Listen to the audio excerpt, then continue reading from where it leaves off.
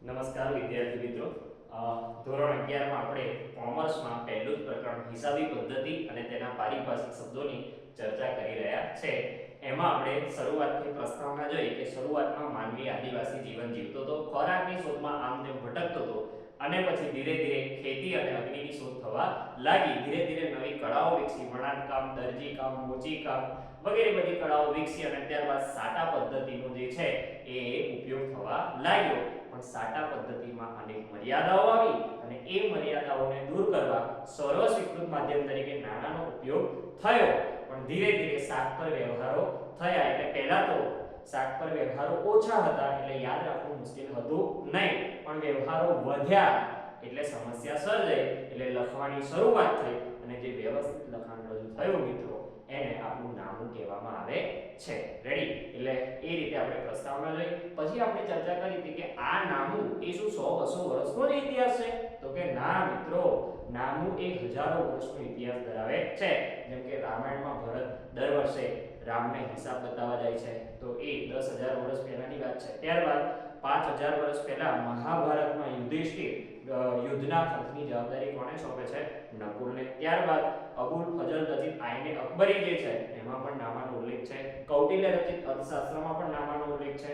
ત્યારબાદ નરસિંહ મહેતાએ લખેલી સામળસા શેઠને હુંડી એ પણ નામાનો નિર્દેશ કરે છે. એટલે આના પરથી ખબર પડે મિત્રો કે આપણું જે નામું છે એ 100-200 વર્ષનો ઇતિહાસ નથી, પણ હજારો વર્ષનો ઇતિહાસ ધરાવે છે. ત્યારબાદ નામું કહેવાય કોને? તો કે એની સૈદ્ધાંતિક વ્યાખ્યા જોઈ હતી કે નામું એ નાણાંના એકમમાં માપી શકાય તેવા વ્યવહારો નોંધવાની, તેનું વર્ગીકરણ કરવાની, પૃથક્કરણ કરવાની, તારણ કાઢી, વિશ્લેષણ કરી, અર્થઘટન કરવાની એવી કળા છે કે જેનો ઉપયોગ કરનારાઓને ધંધાકીય નિર્ણય લેવામાં મદદરૂપ થાય છે. ત્યારબાદ એના લક્ષણો જોયા હતા, ત્યારબાદ એના ઉપયોગો એટલે કે હેતુઓ જોયા હતા, ત્યારબાદ એની મર્યાદાઓ પણ જોઈ હતી અને ત્યારબાદ એની રીત જે છે, પ્રક્રિયા, હિસાબી પદ્ધતિની પ્રક્રિયા અને ત્યારબાદ એના ઉપયોગકર્તાઓની પણ છેલ્લે આપણે ચર્ચા કરી હતી. હવે આપણા ચેપ્ટરનું નામ શું છે મિત્રો? હિસાબી પદ્ધતિ અને તેના પારિભાષિક શબ્દો. તો હવે આજનો મુદ્દો છે પારિભાષિક શબ્દોની સમજ. તો પારિભાષિક શબ્દો જો નહીં સમજીએ તો કોમર્સ આવડશે નહીં. કેમ કે કોમર્સનો બે આ 30 શબ્દો છે જેને આપણે સમજવાના છે.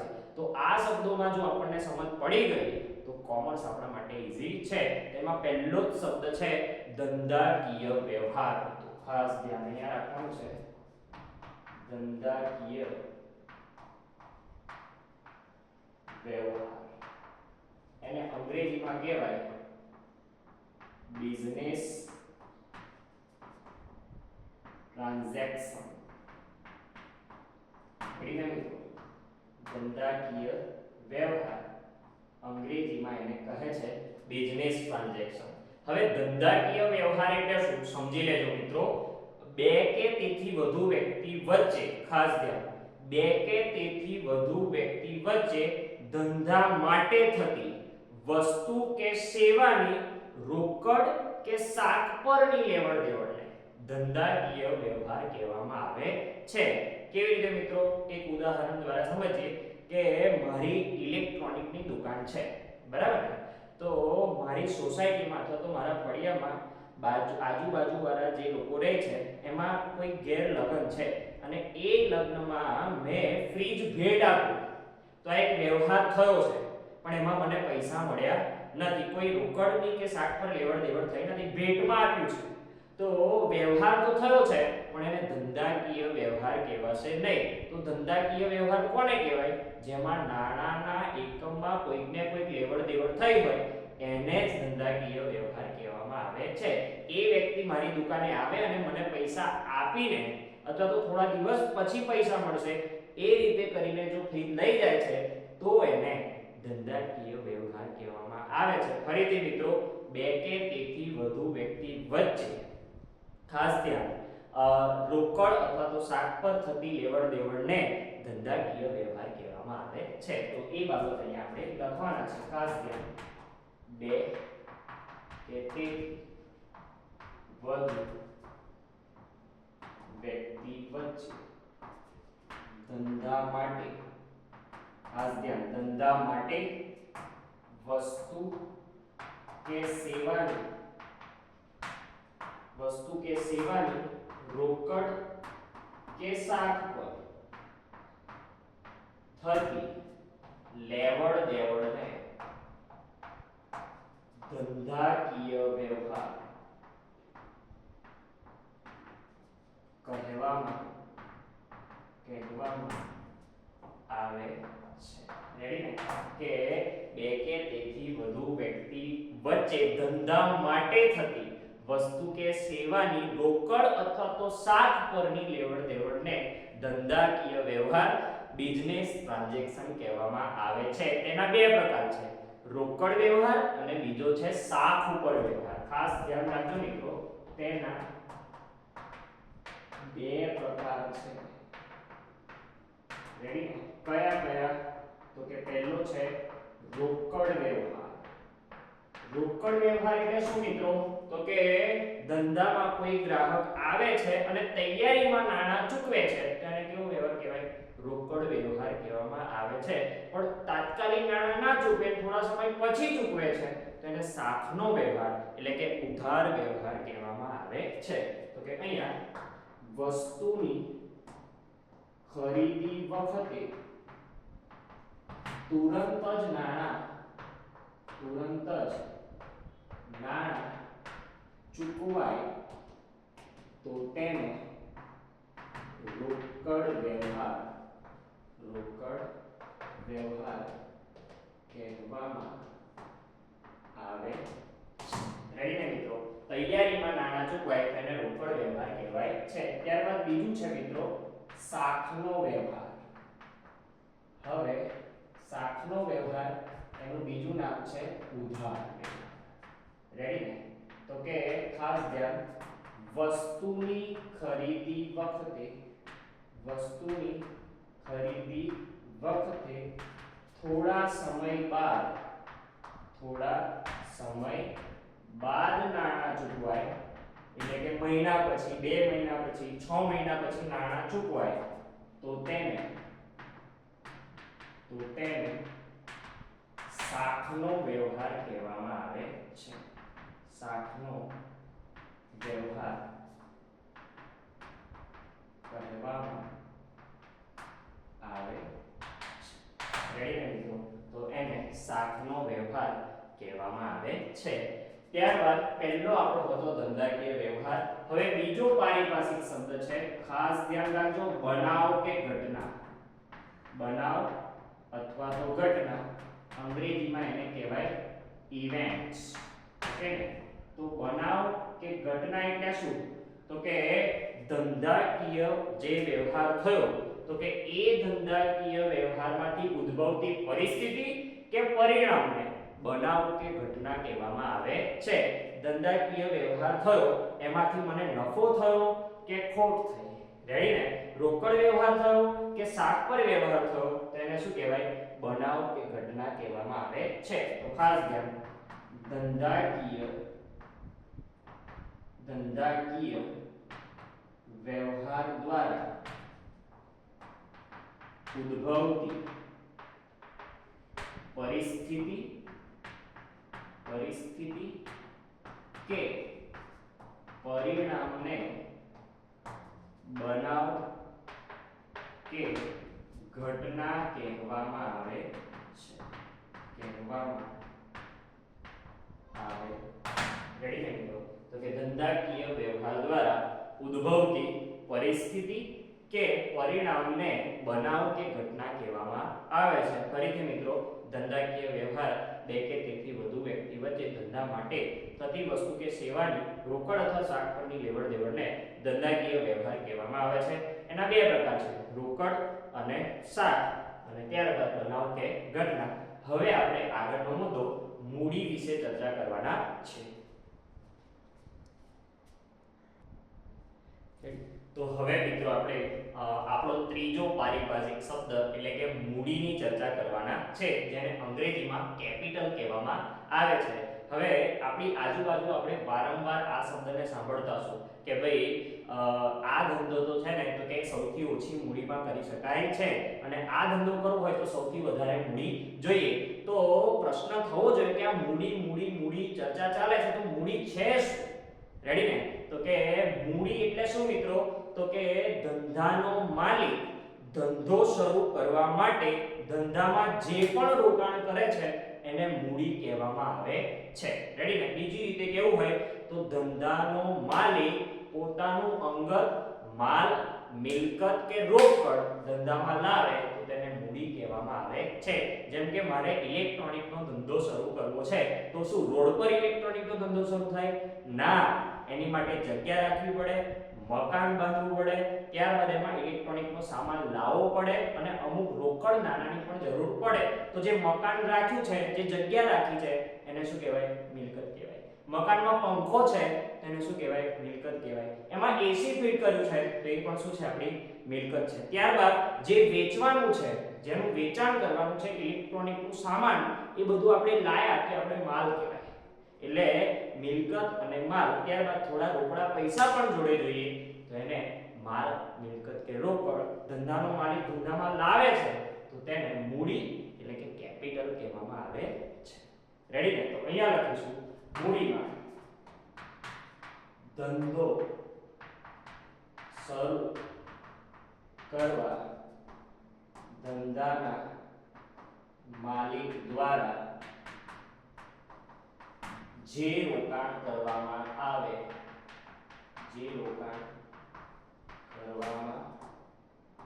આવે તેને મૂડી કહેવામાં આવે છે.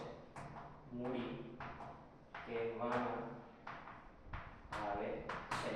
બીજી એની વ્યાખ્યા કરવી હોય મિત્રો તો ખાસ ધ્યાન, ધંધાનો માલિક, આપણે બોલ્યા કે ધંધાનો માલિક પોતાનો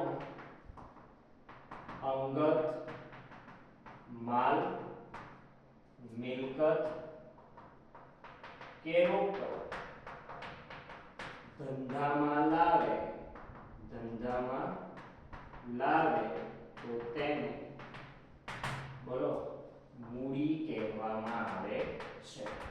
મૂડી કહેવામાં આવે છે.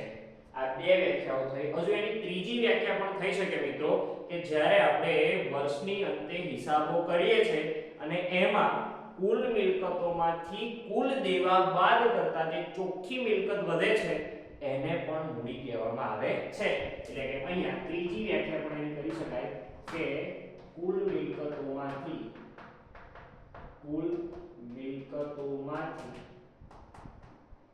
કુલ દેવા બાદ કરતા મળતી ચોખ્ખી મિલકતને પણ મૂડી કહેવામાં આવે છે. મૂડી કહેવામાં આવે છે. રેડી ને મિત્રો? તો પહેલી વ્યાખ્યા, ધંધાનો માલિક ધંધો શરૂ કરવા જે પણ રોકાણ કરે છે એને મૂડી કહેવાય. ત્યારબાદ ધંધાનો માલિક પોતાનો અંગત માલ, મિલકત કે રોકડ ધંધામાં લાવે છે તો એને પણ મૂડી કહેવાય. ત્યારબાદ કુલ મિલકતોમાંથી કુલ દેવા બાદ કરતા મળતી ચોખ્ખી મિલકતને પણ મૂડી કહેવામાં આવે છે. ત્યારબાદ એકાકી પેઢી હશે ને મિત્રો? પહેલું, એકાકી પેઢીમાં આપણે જે ભણી રહ્યા છે ધોરણ 11 માં એ એકાકી પેઢીનો ખ્યાલ છે. એટલે એક જ વ્યક્તિ ધંધો ચલાવે છે. એટલે કે એકાકી પેઢીમાં ધંધાનો માલિક મૂડી લાવે છે. ત્યારબાદ ભાગીદારી પેઢીમાં 12માં આવશે તો ભાગીદારી પેઢીમાં ભાગીદારો મૂડી લાવે છે. અને કંપનીમાં 12માં જ આવશે, ભાગ 2 માં કંપનીમાં ઇક્વિટી શેર હોલ્ડરો એ મૂડી લાવે છે. રેડી ને? તો કે મૂડી એ કોણ લાવે છે? તો કે એકાકી પેઢીમાં ધંધાનો માલિક મૂડી લાવે, ભાગીદારી પેઢીમાં ભાગીદારો લાવે અને કંપનીમાં ઇક્વિટી શેર હોલ્ડરો એ કંપનીના સાચા માલિકો છે, એટલે એ લોકો જ મૂડી લાવે છે. તો આ હતો મિત્રો મૂડીનો ખ્યાલ. બીજી એનું સૂત્ર લખવું હોય તો પણ લખી શકાય. મૂડી એટલે કુલ મિલકતો માઈનસ કુલ દેવા. આવું લખવું હોય તો પણ લખી શકાય છે. તો આ જે મૂડી છે એ આપણા માટે મોસ્ટ આઈએમપી છે અને એને લગતો ખ્યાલ ઉપાડ છે. તો હવે પછી આપણે ઉપાડની એટલે કે આપણો ચોથો પારિભાષિક શબ્દ ઉપાડની ચર્ચા કરીશું. તો હવે મિત્રો આપણે મૂડી એ આપણો ત્રીજા નંબરનો ખ્યાલ હતો અને ચોથા નંબરનો ખ્યાલ એ આપણો ઉપાડ છે. એટલે મૂડી અને ઉપાડ એ એકબીજાના વિરુદ્ધ છે. કેવી રીતે મિત્રો? તો કે મૂડીમાં ધંધાનો માલિક છે એ કંઈક ને કંઈક ધંધાને આપતો હતો, એટલે ઘરથી કંઈક ને કંઈક લાવતો હતો. પણ ઉપાડમાં શું થશે? તો કે કોઈક ને કોઈક વસ્તુ પોતાના ઉપયોગ માટે ધંધામાંથી લઈ જાય. એ માલ પણ હોઈ શકે, મિલકત પણ હોઈ શકે કે રોકડ પણ હોઈ શકે. તો એને ઉપાડ કહેવામાં આવે છે. માની લો કે મિત્રો ધંધાનો માલિક છે, એનો પુત્ર 12મા ધોરણમાં ભણે છે અને એની ફી ચૂકવવાની છે. હવે એ ફી ચૂકવવા માટે ધંધામાંથી રોકડા રૂપિયા લઈ જાય તો એને ઉપાડ કહેવામાં આવે છે. એ જ રીતે દુકાન છે અને દુકાનમાં ફ્રીજ જે છે એ 5 વર્ષથી છે અને એ ફ્રીજ હવે થોડું કન્ડિશન એની એવી જ છે, તો એ ફ્રીજ પોતાના અંગત હેતુ માટે ઘર લઈ જાય તો એ પણ શું છે? ઉપાડ છે. રેડી? તો ધંધાનો માલિક પોતાના અંગત વપરાશ માટે માલ, મિલકત કે રોકડ ધંધામાંથી લઈ જાય છે તો તેને ઉપાડ એટલે કે ડ્રોઈંગ કહેવામાં આવે છે. એટલે કે અહીંયા મિત્રો ખાસ ધંધાનો માલિક માલ, મિલકત કે રોકડ અંગત ઉપયોગ માટે લઈ જાય તો તેને ઉપાડ કહે છે. રેડી? બીજું લખવું હોય તો લખી શકાય કે ધંધાનો માલિક પોતાના એવું લખું માલ પોતાના અંગત ઉપયોગ માટે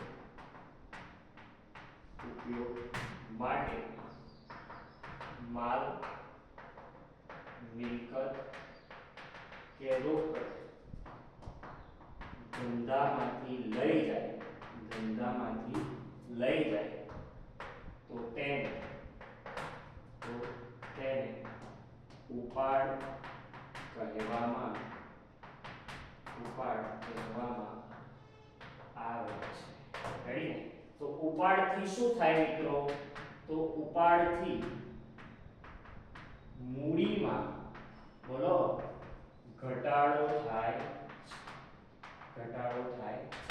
ઉપાડથી મૂડીમાં ઘટાડો થાય છે. બીજી વાત, મૂડી જે છે ને મૂડી એ માલિક ધંધાને આપે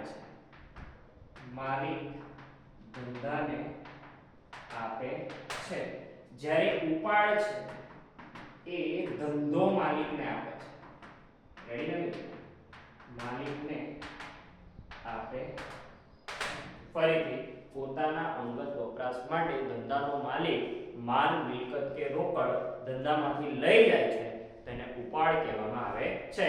ઉપાડથી મૂડીમાં ઘટાડો થાય છે અને મૂડી જે છે એ ધંધો માલિકને આપે, મૂડી જે છે એ માલિક ધંધાને આપે છે અને ઉપાડ જે છે એ ધંધો માલિકને આપે છે. તો આ રીતે જે છે આખી વાત આપણે સમજ્યા છે. પહેલું ધંધાકીય વ્યવહાર જોયો, ત્યારબાદ બનાવ કે ઘટના જોઈ, ત્યારબાદ મૂડી જોયું અને ત્યારબાદ ઉપાડની પણ ચર્ચા કરી છે. અહીંયા એના અંગ્રેજી નામો પણ આપણે યાદ રાખવાના છે. ધંધાકીય વ્યવહારને ડિફિનેટ ટ્રાન્ઝેક્શન કહેવાય, બનાવને ઇવેન્ટ કહેવાય, મૂડીને કેપિટલ કહેવાય અને ઉપાડને ડ્રોઈંગ કહેવામાં આવે છે. તો આ બાબતો એ મહત્વની છે, એને આપણે લખીશું વ્યવસ્થિત અને વ્યવસ્થિત તૈયાર કરીશું. આગળના પાર્ટમાં આપણે આ કોમર્સનું સૌથી અગત્યનો ભાગ અને પારિભાષિક શબ્દ એટલે કે જવાબદારી, દેવું કોને કહેવાય એની ચર્ચા કરવાના છે. તો આજે આપણે